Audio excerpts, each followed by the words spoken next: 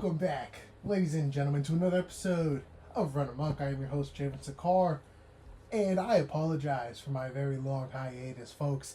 I mean, it has just been, I just got a little busy, and then I kind of put Run Amok on the back burner. I've been doing a lot of work in school, obviously, Go Spartans, San Jose State, and then I've been focusing a lot more on the Gold Rush, my Niners. This is my Niners-centered podcast. The Run Amok just got put on the back burner, and I don't know why. I've always liked you guys out here. Where I talk about all 32 teams and all the wacky stuff that goes on, and maybe the occasional NBA here. We are in the playoffs in the NBA, so I might cover a playoff episode about the finals going on and such. But today is not about the NBA. Today is about the NFL draft that just wrapped up. Maybe my favorite time of the year. I think I like it a little bit more than free agency, frankly. And maybe, the NFL draft and the beginning of the season are neck and neck with maybe my favorite times of the year. I just love the draft, the excitement, bringing in the young prospects. You're getting, 5 to 9. Some teams got 11 picks. So all these youngsters coming in, they're ready to make a name for themselves. They're coming in hungry. But today, we are going to cover every pick in the first round. I plan to make a separate video about the day 2 and day 3 picks and just steals in general. So stay tuned for that coming soon. But today, we're going to dig deep into those fifth-year option fellas and see what I think about some of them, because there are a lot of questionable picks, but a lot of picks also that I feel like were very, very nice for these teams, and especially where they're picking. So let's dive right in. First overall, we have got quarterback out of Miami, Cam Ward, and I love him going to the Tennessee Titans. I think that this is going to hopefully be a match made in heaven. I'm really rooting for Cam Ward, and I hope that Tennessee can get it together. Because they really haven't had a franchise quarterback since maybe the Warren Moon days. You could argue, I guess, Steve McNair if you want. So I hope that Cam Ward can bring some glory days to the Titans. They have tried to do everything they can to possibly build around him. I think that their O-line could obviously still need some help, but that will probably come down the road. They'll probably still be picking in the top 5 or so next season. But that's just how it is when you're drafting number 1 overall. But overall, I hope that Cam Ward, he's got a lot of potential. He can bring it to Tennessee. And yes, they still have some holes on their defense. They went on ahead and they signed Xavier Restrepo, who is Cam Ward's receiver in Miami, and I loved that. He got undrafted. So now they're bringing him in. They've got Calvin Ridley there. They just signed Tyler Lockett. So Tennessee is really trying to do what they can to make Cam Ward's rookie season as easy as possible. It probably still won't be. You got also a new head coach. So I think that Tennessee can hopefully get it together. So I'm rooting for them. I think this is a great pick. Do I think he's the best player in this entire draft? No. He might be, he might be top 5, you can argue, but I do think that there are better players, and I think that maybe the best player in the entire draft came second overall to the Jacksonville Jaguars, trading up with the Cleveland Browns. I wasn't a fan of it for Cleveland. I think if you're Cleveland, you could have really used this man's talents on both sides of the ball. Of course, I'm talking about quarterback, wide receiver Travis Hunter out of Colorado. He's going down to Florida in Jacksonville, playing with Trevor Lawrence, playing with Brian Thomas Jr. This is a team that desperately needed a solid receiver too and another cornerback along with Tyson Campbell and company. So I think that this is a perfect fit. I know a lot of people thought that Jaguars would end up with Travis Hunter because of their draft position. There was some people saying that he would slide, or if Jaguars played bad enough, if they got the number 1 overall pick, they probably go Travis Hunter. But now look, they traded up. Cleveland, they go to 5, and I wasn't a fan of it. I get wanting to stack up on your picks because you're kind of going through a rebuild phase here, but I don't know. I just think that Travis Hunter is such a game changer. You could stack up picks elsewhere. I think that especially if you get Travis Hunter, if you're Cleveland, and then you can pair him up with Shadur Sanders down the road, that would have been a match made in heaven. That would have been best case scenario. You would have been able to do that without trading any picks away. So I just wasn't a fan of that at all for Cleveland. But for Jacksonville, I think it's a great move. And the new GM, they're really setting a culture. They're setting a new culture. They want us to get a winning culture. And I think there's no better way than drafting maybe the best player in the entire draft class at second overall, being aggressive. I really like it. And third overall, the New York Giants, they just go best player available. They pick up Abdul Carter out of Penn State. Again, arguably maybe the best player in this entire draft class. I am a big fan of Abdul Carter. I think many people are a big fan of Abdul Carter. The Giants already have a menacing defensive line. You've got Brian Burns, you've got Sexy Dexy Lawrence, and you've got Kayvon Thibodeau. I was surprised Thibodeau didn't end up getting traded throughout this draft night because now that edge room is a little loaded. But honestly, again, hey, that's no problem. That's no problem. I think there's some healthy competition that could be there. You know, Kayvon Thibodeau, he needs to take that next step. So bringing in another guy and saying, okay, you're going to be a rotational guy until you can develop and really prove yourself, or so we're going to trade you, buddy. I think that's good for Thibodeau, and I think he needs that kind of chip on his shoulder. And I think that the Carter and Brian Burns off the edge, that's going to be a nightmare for quarterbacks. Quarterbacks are going to have nowhere to go. If they try to get out the pocket, one of those athletic freaks are chasing them down. If they stay in the pocket, Sexy Dexy's pushing that pocket in. It's just going to be a nightmare for opposing quarterbacks going against this defensive line. So I'm excited to see this Giants team. Again, I would have liked to see them maybe go elsewhere because they do already have a good defensive line. But going best player available is never something to beat down upon. I guess there wasn't really any other player on the board that really would have helped them as much as Abdul Carter might. Maybe you talk about trading down, but I just think I think it's a great pick. I like Abdul Carter. I like the fit in New York.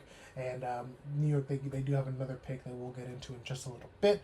Fourth overall, Will Campbell. Again, maybe one of my favorite players in this entire draft class. He is just such a dog. You hear his post-draft interview, and he's saying, you know, I'll die for Drake May. I'm a quarterback guy. Nobody gonna mess with my quarterback. He sounds like he's just going to put guys through the grass, and I am ready for it.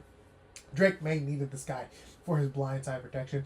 I know people were saying Genty would be fun here, maybe Ted McMillan, but I think that Will Campbell is just the dog that Mike Vrabel and co. are looking for in New England. He is going to set the tempo for that offensive line. He's going to make the rest of that offensive line better. And Drake May, he is not going to get touched. He is going to leave those New England games with a clean jersey, especially on that left side. So I am pumped about this pick. I'm New England fans. You should be pumped about this pick. I think that a lot of people, especially after hearing Will Campbell talk about how willing he is to block for Drake May, I think he made a lot of fans that day, and he's going to make a lot of money there in Boston.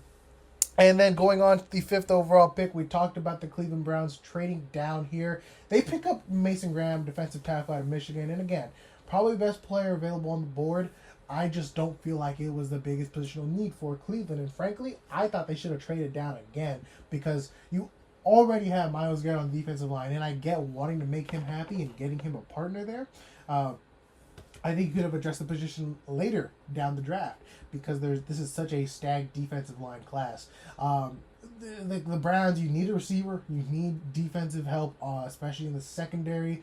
Frankly, you need a quarterback. I feel like you could have gone Shadur Sanders here. Yes, they go Shadur Sanders later in the fifth round. That's a topic for another episode. But yeah, Mason Graham, fifth overall. It makes sense. A lot of people expected him to go fifth overall to the Jacksonville Jaguars. So him going to Cleveland, I get it. It is best player available. And I just said with Cleveland, it's not a bad idea going best player available. He'll be good. He's going to be great on this defensive line. Him and Myles Garrett are going to wreak havoc for quarterbacks.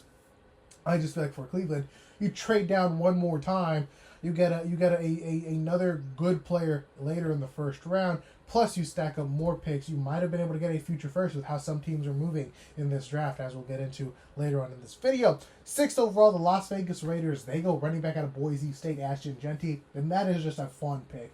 The Raiders, you can knick-knack all you want about how many holes they have on this team and running back being a luxury position, but boy, Ashton Genty is going to make this offense explosive. Okay, they needed that type of juice on there. With, you know, you can kind of argue it's part of an old offense. It's going to be kind of slow moving. You know, you got Geno Smith back there. You got Jacoby Myers. Who else do they really have at receiver? So it is kind of like, okay, now you bring in Ashton Genty. He's going to be that spark. He's going to be the guy that gets this offense going. Defenses are going to want to contain Genty. That'll open the passing game. This is just such a Pete Carroll pick, and I really like it.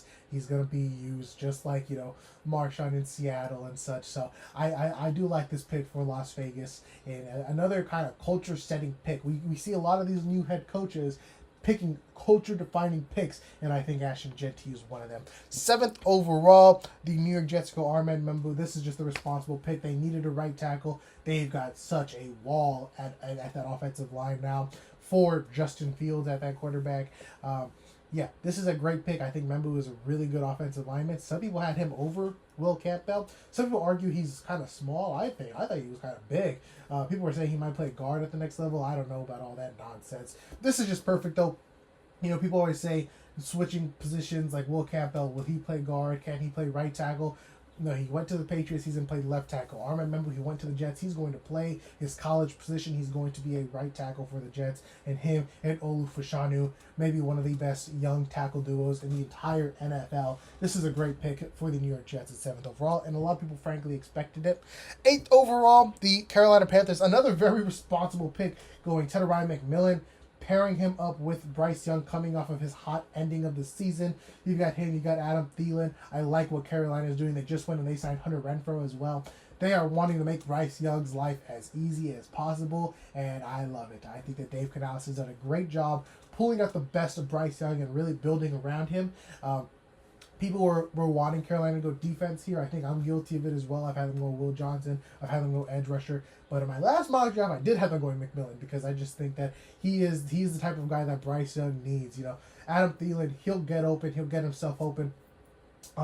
Yes, they went Xavier Legette last season, and I think that him and Ted McMillan will complement each other really, really well. Ted McMillan, he's just that guy that you can just toss it up, go and get it type of guy. And I think that they tried that with Legette, but because of his ball tracking, it didn't really work out in the end. So now you've got a guy who's going to be able to go up and get it contested. He might be able to burn some folks, and maybe not the fastest receiver in the world, but he can get past some guys. So I like this pickup. I like this fit. I think it's going to work out perfectly for Carolina. Moving on, pick number 9. Just a thread of responsible picks here. The Saints go Kelvin Banks. Maybe a little higher than some people expected him to go, but I think it's a great pick nonetheless. Setup might look a little different. My camera died. But anyways, resuming back, Kelvin Banks adding to an already young and talented Saints offensive line. I think that it's really becoming a strong suit of that pretty depleted team. They're probably setting up to draft a quarterback next year. I know they drafted Tyler Shaw this year. He ain't no franchise guy in my opinion. I don't think that he's going to be the Saints, quarterback for the foreseeable future. I feel like they probably go into the next quarterback draft class with a lot more better options. So they're going to come into a situation with a young offensive line with some dogs out there. I think they probably put Kelvin Banks as guard on the inside. If Trevor Penning pans out, I believe they have Talise Fuaga also as a tackle. So yeah, they'll probably put in Kelvin Banks as an offensive guard, and I think that's probably where he'll excel best, frankly. So I think that this is a match made in heaven for the Saints and for Kelvin Banks even. Didn't expect him to go at 9. I really thought that he would be there in the teens, but I mean, it's not a bad situation at all. Not a bad situation. Moving on, pick number 10. Kind of a reach here, in my opinion, for the Chicago Bears. They go tight end, Michigan, Colston Loveland, and I really feel like Tyler Warren would have been a great pick here for what Ben Johnson wants to do with his offense. I think that I'm sure Ashton Jeanty was number 1 on their board, but I feel like Warren should have been number 2. But no, they go with Colston Loveland, who is kind of maybe more of a pure tight end, maybe more of a receiver than Tyler Warren, who is kind of a more of an offensive weapon. You can put him anywhere, put him in motion. He can line up at fullback. He can throw the ball if anything. So this was pretty interesting to me, but I do think that he will be solid for the development of Caleb Williams and how the rest of that receiving staff is looking like. They went on him. They got Luther Burden as well in the 2nd round. That's a guy who we'll talk about in the next episode, but I think it's important to bring him in here because you see what they're doing for Caleb, similar to what the Panthers did for Bryce Young. They're really stacking the box for him. They're really getting guys to build around him. for no excuses. You know, they revamped their whole offensive line through free agency. They got a lot of good veterans, so you know he's gonna have a protected wall. And now they're getting him a bunch of great pass catchers. So I think it's going to be a good year for Caleb Williams and the Chicago Bears. I think Ben Johnson is really going to get the best out of this offense. So it's a solid signing. I probably give it like a B minus or so, maybe a solid B. Just because I feel like Tyler Ward would have been the better pick, but I think that Loveland is a good second option, I guess, you know, to pivot. But I'm curious as to why they didn't go Tyler Ward. Pick number 11, the 49ers. They go Michael Williams out of Georgia. He's a physical specimen. He is an athletic freak. You know, he's a tall, lengthy guy. I think that he could develop his pass rush moves a little bit more. Okay, he's not the best. He doesn't have the best plan of attack. But if he can go and he gets a mitt in your chest, you know, he's getting a pushback on an offensive line. He's pushing that pocket. He's making the quarterback uncomfortable. He's forcing quick throws, especially on a defensive line with Nick Bosa on the other end. Michael, he's a guy that they can probably slide inside as well to go head up on the guard even if you don't want him all the way outside in the 9 gap. So I feel like Michael could be a solid addition to this offense, to this defensive line. A lot of people, I'm a Niner fan, so I kind of figured they would go edge rusher, and I wasn't the biggest fan of Michael Williams, but I could definitely buy into the young potential that's there, especially with how they built the rest of the defensive line throughout the draft. So I think it's a solid pick. He's young, so he can definitely develop into a very solid pass rusher with this defensive line. Robert Saleh, I think they'll get some good value out of him. Pick number 12, the Dallas Cowboys go Tyler Booker, guard out of Alabama. A little higher than a lot of people expected him to go. I feel like the NFL might have been a little higher on him than the consensus media. He is going to probably replace Zach Martin's role, and I think he'll do that effortlessly. Zach Martin retiring, that leaves a hole at the offensive line. And in my opinion, the Cowboys had a lot more holes than just offensive line. They needed a receiver. They needed maybe a running back. A lot of people were speculating they could use some D-line help. But, you know, they go offensive guard Tyler Booker, and I feel like it's a position where they could have traded down a little bit. But he's a very good player. And, you know, they always say it's not overpaying if you're getting a really good player. So I think that that's how this will pay out. You know, when the pick was in, maybe it was a little shocking to some, but as he goes about throughout his career, I think a lot of people will say, okay, that was a good pick. That was worth the 12th overall premium that Dallas paid for him. At pick number 13, another kind of shocking pick, but I think it's a really good fit. Kenneth Grant, defensive tackle out of Michigan, going to the Miami Dolphins. Miami desperately needed that run stuffer in the middle. You know, they lost Christian Wilkins some years ago, and they've really struggled throughout the defensive line since then. Jalen Phillips has been unable to stay healthy, so getting a guy here who's going to be reliable for you, and he is massive. He is a massive human being. So getting him to shore up that interior defensive line. Again, maybe another kind of shocking reach sort of a pick. Maybe people expect him to be there in the late 20s or so. You know, a lot of people have him as a second round pick as well. But I think that he is talented enough to make this pick worth it. This is another guy that I do feel like Miami could have traded down a little bit. With how stacked this defensive line class was, you know, maybe he's there and you can trade down to 20 or so and pick him up then. But as I just mentioned with Dallas, if he ends up being a good player, then it's not necessarily an overpay. It's not necessarily a reach. So I think that this is a good fit, though. I think that Miami, they needed a defensive tackle, and they went on ahead and they picked up Kenneth Grant. Do I think he was necessarily the best defensive tackle on the board? No. Do I think he fits what they need? Yes. And that's frankly what you're drafting for. Then at 14, the Colts, they pick up tight end Tyler Warren. I think a lot of Colts fans didn't expect him to be on the board here. I've been seeing like their Instagram posts. They're saying they had to trade up for him. I think a lot of people expected him to go to the Chicago Bears. But no, the Colts land with him. And this is a match made in heaven. This is a great landing spot for Tyler Warren and what the Colts want to do with the offense. He's going to be able to do a lot of things that Anthony Richardson has been doing, which is kind of weird comparing a tight end to a quarterback there. But a lot of things that Richardson is doing, those quarterback sneaks, those ground and pound type runs, you can give those off to Tyler Ward. You know, he can do those quarterback sneaks, tight end sneaks, whatever you want to call it, because you want to keep Richardson healthy. You know, that's what he's been getting injured here and there. So put in that sure guy, put in that bigger guy, Tyler Warren, and I think he's also going to be a good threat for this offense. You can throw out the screens to him, and he's got good yak ability. You can call a lot of trick plays for him, and this Colts offense is really coming together. If Richardson can take that next step, which I hope he does, you've got Jonathan Taylor there. You've got some solid receivers, Michael Pittman, Alec Pierce. So I think that this Colts are really putting together something special, and I think Tyler Warren could have been that missing piece. He's kind of like the Mind Stone in Infinity War and in the Infinity Gauntlet for Thanos. So I like this pick a lot. This might be honestly an A pick because I love it so much. I love the fit for Warren and for the Colts. You're drafting for need. You're drafting maybe not necessarily the best player available, but there's an argument that he is. So yeah, I love that pick a lot. And then at 15, the Falcons go Jalen Walker, and I think this is a great pick. This guy, a lot of people expected to go top 10. A lot of people had him mocked at 8 to the Carolina Panthers. He falls to the Falcons at 15, and this is another position of need. I like a lot of these picks. I'm realizing I'm really praising a lot of these picks, but this is a home run pick at 15. You're getting a guy who he can play in the middle linebacker position, or you could drop him at the edge, and him being at the edge is so dangerous because now offenses don't know, is he going to drop back into coverage? Is he gonna cover my tight end, or is he coming and blitzing the quarterback?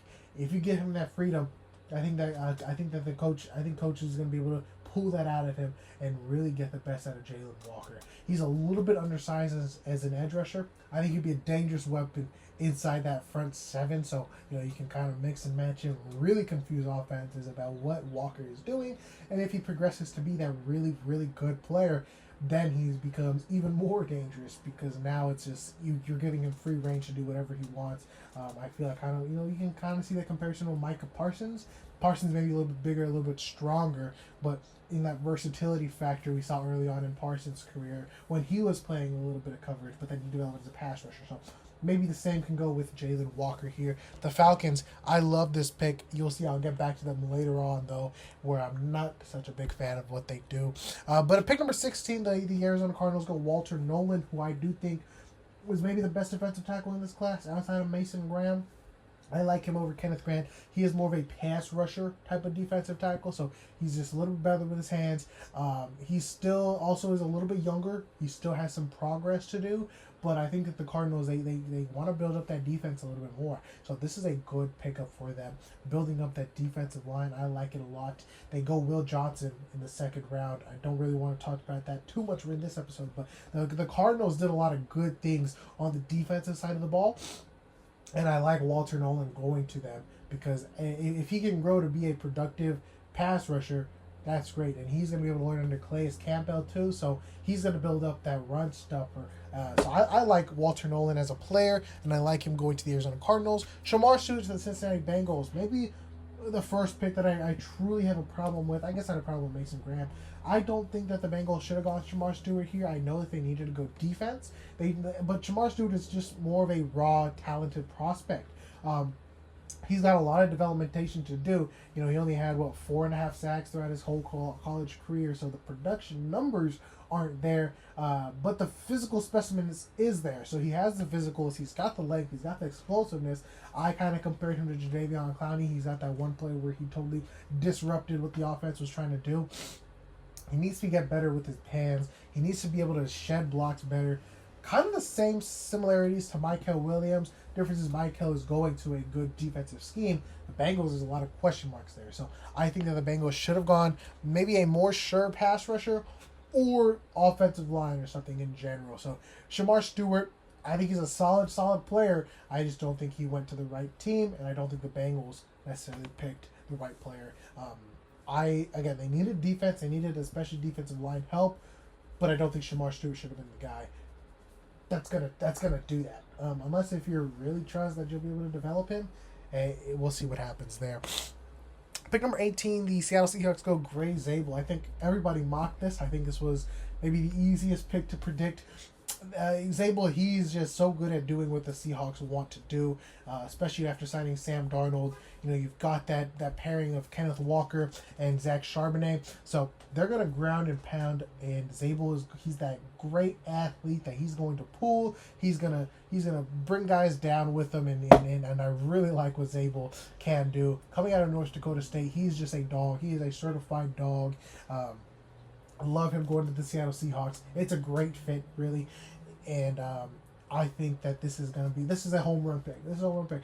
It was heavily predicted because it's such a good pick. So I love this pick for the Seahawks. They did the smart thing, and I'm glad they didn't overthink the pick. That's just great. Number 19, Emeka Egbuka goes to the Tampa Bay Buccaneers.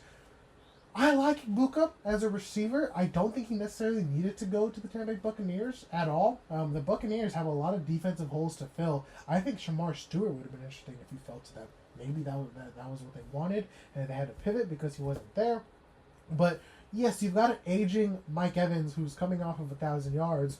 You've got Chris Godwin coming off of an injury. It was a bad injury, but you still paid him a contract. You still paid him that you still wanted him to be on the team. And then you have a developing Jalen McMillan, who was, a lot of people were buying stocks into. And now, pretty much, McMillan stocks go to waste. And what's going to happen? Is Chris Godwin okay? Is he going to be back? And if he's not, then why did you pay him so much money, to come back on the team? I don't get it. I feel like, Egbuka, he can be a good slot guy. That's where Chris Godwin plays. I feel like McMillan could be that as well. So I just don't really see. There's just too many guys to feed here. I feel like Tampa Bay should have gone defense here. There was still some edge rushers on the board. There was a cornerback that I really like. I just don't like this pick at all for the Tampa Bay Buccaneers. Again, a good player. I think Egbuka has a lot of potential, but it's just going to be hard to tap into that potential until Mike Evans retires, Chris Godwin is gone. So there's going to be a lot of time until we see the best out of Egbuka and McMillan, which are two really good receivers. I like that pairing. But again, you still got Evans, you still got Godwin. So what is Tampa Bay going to do with that? We'll see. Unless they want to run a 4-receiver set, we'll see what Baker wants to do. I know they like throwing the ball, so maybe it works out. But I think this is definitely going to be more of a long run, where we look back and we're like, oh, there we go. That's a good pick. That's going to be best case scenario. It's not going to be a 1-year thing. We're not going to look back on this in 1, maybe even 2 years and say Tampa Bay got their values worth. So I hope the best for Egbuka in Tampa Bay, and I hope that Tampa Bay knows what they're doing. Pick number 20, maybe one of my favorite picks in the first round here. The Denver Broncos go Jahdae Barron, cornerback out of Texas, and he is just another defensive weapon. You can put him in the slot. I feel like he can place him outside. He can play safety. You can just move him all around. I talk about Jalen Walker being that weapon in the front seven. Barron is a weapon in the secondary. You can toss him wherever. I think his best position is going to be kind of like Jalen Ramsey, where he played that star role, where it was kind of a slot position, but it was mostly, he would stop the run. He can knock back outside. So just let him loose out there. As he develops, he's going to become really, really good. He's playing next to Patrick Surtain. Nobody better to play against as a quarterback. So I like this pairing a lot. Denver's got such a strong defense now. You got him. You got Tano Hufanga. You got Dre Greenlaw. 3 guys that play with their hair on fire. They're going to corral to the ball. They're going to get all Navy helmets to the ball. And I think this is just a great pickup and a great pairing for Denver. Barron is arguably the best cornerback in this draft class. A lot of people, Will Johnson is questionable with his whole injury and everything. So this is just a match made in heaven for Sean Payton and that defense. Jahdae Barron is going to bring so much versatility, so much just skill and so much athleticism to that defense, and I really love it. I really do. Him, Riley Moss, and Patrick Surtain, that is a heck of a secondary in Denver. Then I picked 21, the Pittsburgh Steelers. A lot of people expected Shedeur Sanders to go here. But no, they go defensive tackle Derek Harmon out of Oregon, who, again, I also think he has an argument to be the best defensive tackle outside of Mason Graham. He's got it all in his tool set, and I think that he's going to bring that power to the Pittsburgh Steelers defensive line. You've got an aging Cameron Hayward that I think he'll be able to learn under for a year, maybe 2, hopefully, and I think that's a good comparison for him. Now he's making TJ Watt's life easier. You want TJ Watt to stay The Steelers always have a good defense, so he's just going to add to that already stacked defense. This is a really good pickup here, a responsible pick by the Steelers. I think that, again, another team that has quite a bit of holes. They could have gone cornerback, they could have gone offensive line. Again, they could have gone quarterback. They had 2 quarterbacks that were available at their disposal, Jackson Dart and Shadur Sanders. They end up going defensive tackle, and they get a pretty good player because of it. Pick number 22. I don't like this pick at all. Omarion Hampton going to the Los Angeles Chargers. The Chargers are a team that don't necessarily have very good pass catchers. You've got Quentin Johnston, who you still don't know too much about. You got Ladd McConkey, who really proved himself as a rookie, and that's pretty much where the line stops. Running backs, you had J.K. Dobbins and Gus Edwards last season. You don't re-sign J.K. Dobbins for whatever reason. I know he's dealing with injuries, but when he was healthy, he was very productive. You signed Najee Harris, and now you get a somewhat similar back in Omarion Hampton in the first round. So I think that this running back class is so stacked. If you wanted to get another running back, you could have done so later on and addressed the receiver position here because there were a lot of good receivers still available. I think Matthew Golden, who goes next, would have been a better pick than Omarion Hampton. Not that Hampton is a bad player, I just think it's a bad fit. The Chargers have so many other holes. They didn't need another running back. They did not need another running back. They needed more cornerback help. They haven't signed back Asante Samuel. He's still a free agent. People don't want him. I don't know what's going on there. They need, you can argue they need defensive line help. They got rid of Joey Bosa. The whole team is depleted. They might be a top 10 picking team next season. I feel for Justin Herbert. He has to make the most out of Ladd McConkey, and maybe we're waiting for the Quentin Johnston breakout year still. But I just don't think you need another running back. I know Harbaugh loves to pound the rock. I don't think that they should have gone a running back here in the first round. A lot of people kind of like this pick. I just don't see it. I think it's interesting. You signed Najee Harris in the offseason. You didn't need to get a similar back. And then I mentioned just a little earlier here, the Green Bay Packers, they go Matthew Golden, receiver. And another pick that I'm not a fan of. Packers already have a crew of young receivers that are somewhat similar, you can argue, to Matthew Golden. You've got a Jaden Reed. You've got Romeo Doubs. You've got Christian Watson. I think I'm even missing one. You got Wicks. Dontavian Wicks, I believe is his name. So I don't really know. There's too many mouths to feed on this offense now. Now you've got 5 young receivers. You've got Josh Jacobs. I mean, what are we doing? What are we doing, Green Bay? I know that you guys love these talented speedsters, but you have holes. You have other holes to fill. Cornerback. Jair Alexander is aging. He needs another guy outside of him. Heck, you need to start thinking about replacements, not even thinking about outside of Jair Alexander. You need to start thinking about who's the next Jair Alexander. You need to, maybe you can argue, yes, linebacker is okay. You could argue you need a defensive line. You could have used a lot of defensive line help. If Shamar Stewart was here, that would have been a great pick. James Pierce would have been a good pick here. There's just other positions that this team needed. And maybe they see something I don't with Matthew Golden in this offense. I think Golden would have been better off going to the Chargers. I guess I blame Chargers for not taking him because then Packers would have been forced to take somebody else. But there was other cornerbacks available. There was other position of needs that the Chargers should have addressed. I think Malachi Starks would have been a better pick here. That's who I would have gone with if I was Green Bay. Not a fan of this pick here. I mean, Golden is a good player. I like him. I like him a lot. He would have been really nice for the Los Angeles Chargers. But now with Green Bay, I mean, where does he fit in? Where does he fit in? We'll see what happens, I suppose. 24, the Minnesota Vikings, though, Donovan Jackson, guard out of Ohio State. Another guy that fits what they're doing. Maybe a little bit of reach, though. I feel like he was a consensus second-round pick. So that was pretty interesting. But, I mean, they needed some offensive line help. I guess they wanted to fix up that interior where a lot of pressure was coming from last season. So, I mean, it could pay off in the long run. It seems a little bit of a reach right now.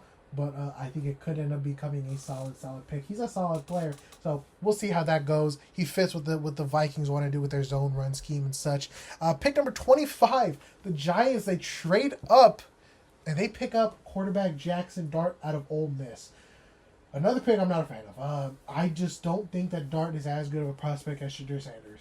And I know it sounds crazy as Sanders gets picked in the 5th round, as I mentioned earlier. I just think that his floor is a lot lower than Shadur Sanders, and his ceiling is not higher.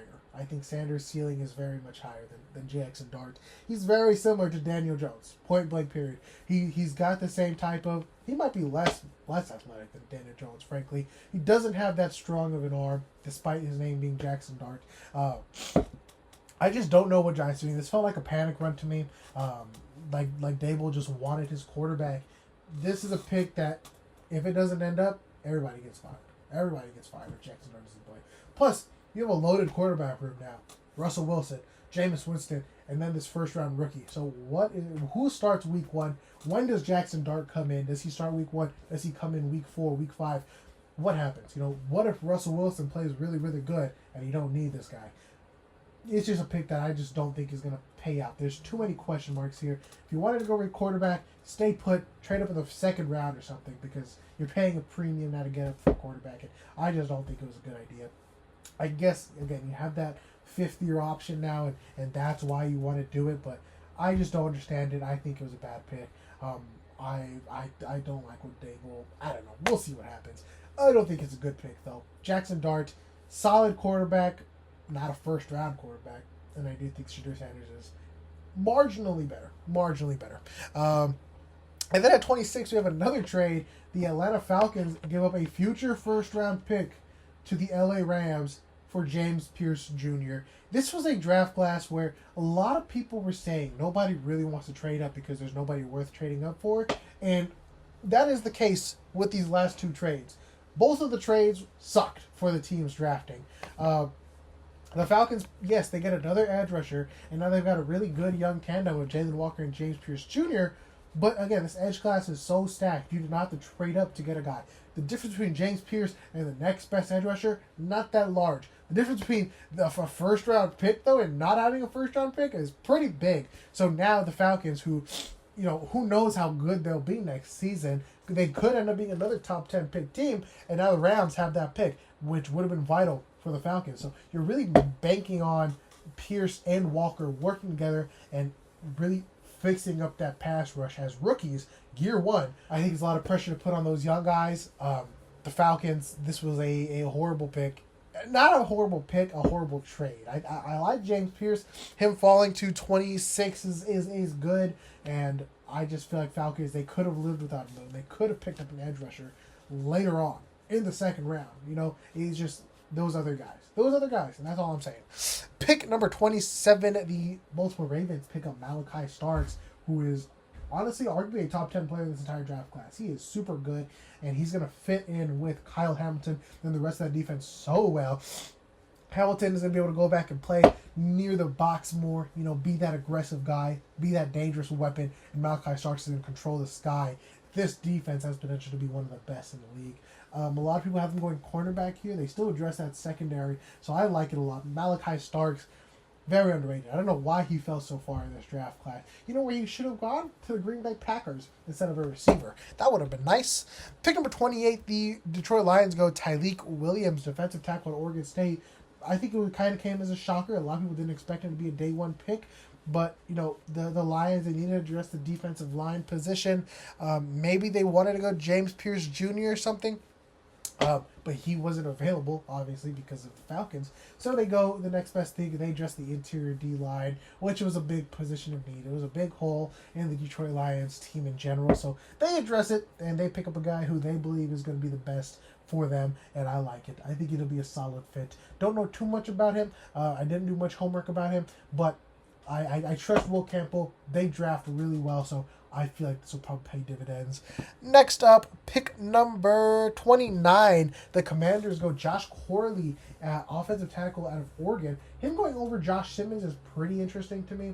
I guess he's a little bit more healthier. The reason why Simmons slides is because of that knee injury. But Corley, I was surprised. I thought he would be a second-round pick, but I guess the Commanders, they want to shore up that offensive line. They want to make sure Jaden Daniels doesn't die back there. They made the trade for Laremy Tunsil, and now they're getting him, I guess, the other side, the other tackle position. So I think it's a good pick overall as a positional need, as a help Jaden Daniels type of guy. I would have liked him to go defense here. Another team where I think James Pierce would have benefited more off of. They could have even gone cornerback. I do think like defense is more of a position to me than offensive line, because this offensive line class is also pretty solid. So they could have waited out a little bit. But hey, if they see something in Corley, then it's gonna pay. It's gonna pay out in the end for Jaden Daniels and for the Washington Commanders because he's a solid player. He's got a lot of potential. I like him as an offensive tackle prospect. I'm surprised he didn't go Josh Simmons to play that risk with his injury because you still do have Larry Tunsil. So yeah, I like it. Pick number 30, the Buffalo Bills go Maxwell Harrison, cornerback out of Kentucky. Pretty interesting. He's a small cornerback, small and quick, but I love his energy. I love what he's going to bring to the team. He was there in the green room. You see all the videos. He's celebrating everybody. It'll be interesting to see how the Buffalo defense progresses because it always seems to be a little lackluster. I was listening to the Athletic Football podcast, and they were saying how, they love their bigger guys that can play zone. Harrison isn't necessarily that. He's more of a man-to-man guy. He's a speedster, so he's able to stick with fellows more. So I think that this necessarily maybe not the best scheme fit, but if they change their defensive philosophy and make him fit in, then it'll work out really well. Harrison's a really good cornerback. I really like his potential. I like what he can bring to the table. So I think this could be a good pick. Again, another team that I think would have benefited from Will Johnson in the second round. However, I feel like going at 30 to the Buffalo Bills would have been really nice for him. But I think Harrison is a good player. I just hope that the Buffalo Bills are able to tailor to his strengths. Pick number 31, the Super Bowl teams, 31 and 32, the Eagles and the Chiefs. They'll make a little trade, a little flip-flop. I wonder why. Who knows? The Eagles, they go maybe one of the best, maybe a top 15 prospect in this entire draft class. Linebacker at Alabama, Jihad Campbell. He is a franchise type of defensive player. Maybe he's a little bit small for a linebacker, but he is so quick. He's kind of what a future linebackers are going to have to be. Quick, fast, aggressive, play with your hair on fire, run to the ball, make tight ends' lives miserable. That's what he's going to do. The Eagles have had a need at linebacker next to Zach Bond. Nakobe Dean hasn't been able to stay healthy, so I like this pickup a lot. He's going to complement the defense so well. Vic Fangio is going to have so much fun with this guy. And the Eagles team really has no holes. So they just say, okay, we're just going to go best player available. You're going to let Jihad Campbell fall to us? Okay, thank you. Thank you. They probably sent thank you letters to the other 30 teams that drafted in front of them. So this is an A-plus pick. This is a home run pick for the Philadelphia Eagles. Just crazy. The rich get richer, as they say. And pick number 32, the Chiefs go Josh Simmons, offensive tackle out of Ohio State. He is arguably the best tackle prospect as a pure tackle in this entire draft class, maybe outside of Will Campbell. The problem is his knees are cooked. His knees could be cooked, I should say. He's got a lot of injury history, which I guess kept teams away from him. But the Chiefs are a team that they're going to say, we're going to take that risk because we believe in this guy. He's a very talented player, and he can bring a lot of help to this team, which he will. He will do so well. He is a very good tackle prospect if he's able to stay healthy. I like this pickup a lot for the Chiefs. They needed another tackle. That offensive line has been a little spotty. I was surprised they didn't go defensive line. But hey, Simmons is a great pick, especially at pick 32. You can't complain about that at all if you're the Kansas City Chiefs or if you're a Chiefs fan. He's a guy that is going to protect Patrick Mahomes for his career, so long as he stays healthy. So that's going to wrap up the first round of the NFL draft. A lot of picks I really liked in the first half. Second half kind of fell apart. Maybe I got a little passionate. No offense if I went a little tough on your team. I promise it's nothing personal. If you stuck around and you made it to this far into the video, I appreciate you. Hey, let me know what you think. Leave a like and a comment. I love talking to y'all down there. Make sure you check out the description below where I have all my other social medias. I'm trying to be a little more consistent. And that is going to wrap up this video. I appreciate y'all so much. I will see y'all in the next one. Peace out.